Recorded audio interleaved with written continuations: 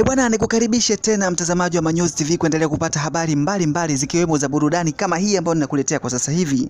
Bwana, Mungu ashukuriwe sana kwa hili. Dada yetu kipenzi Miriam Chirwa amefunga ndoa hii leo. Baada ya hapo majuzi kutrendi picha zikimuonyesha Miriam Chirwa akiwa na mchumba wake, na katika mahojiano pia aliwahi kusema ni kweli amepata mchumba na anatarajia huenda wakafunga ndoa hivi karibuni.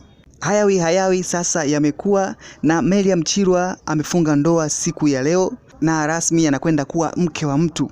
Dada yetu Miriam Chirwa anaonekana kabisa ni mtu wa kanisa, na huenda katika maombi yake, na hili pia la kupata mume bora huenda lilikuwa ni moja kati ya maombi yake. Kwa hiyo dada zetu ambao hamjapata nusura au hamjaingia katika ndoa, basi msiache kumtegemea Mungu na kumuomba kwa kile ambacho mnakihitaji, kikiwemo hii kupata mume bora na kuingia katika ndoa. Tazama Miriam Chirwa, licha ya ulemavu katika maumbile yake, lakini amepata ndoa.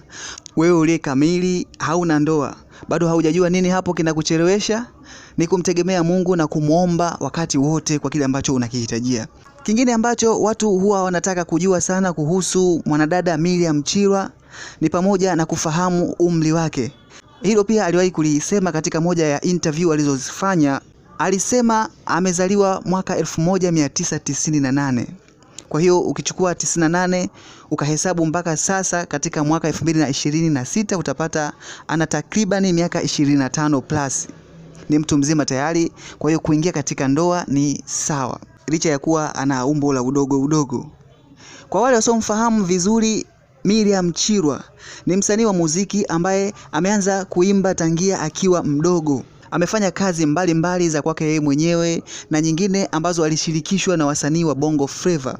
Unaikumbuka nyimbo ambayo ilikuwa inaitwa Tuna Ndoto aliyoimba na Kara Jeremiah? Ilikuwa ni moja kati ya nyimbo ambayo ilimtambulisha vyema katika tasnia ya Bongo Flava kwenye miaka ya 2000, akiwakilisha watu wenye ulemavu kupewa kipaumbele pindi ambapo wanahitajia fursa pamoja na elimu. Hongera sana dada yetu Miriam Chirwa kwa hatua kubwa ulioingia ya ndoa, na hakika amependeza katika zile videos ambazo zinamuonyesha akiwa katika shela, akiwa anajiandaa kuingia katika zoezi la kufunga ndoa na mume wake huyo mtarajiwa. Kila laheri kwa dada yetu Miriam Chirwa katika ndoa yake hiyo, na ikawe ya heri.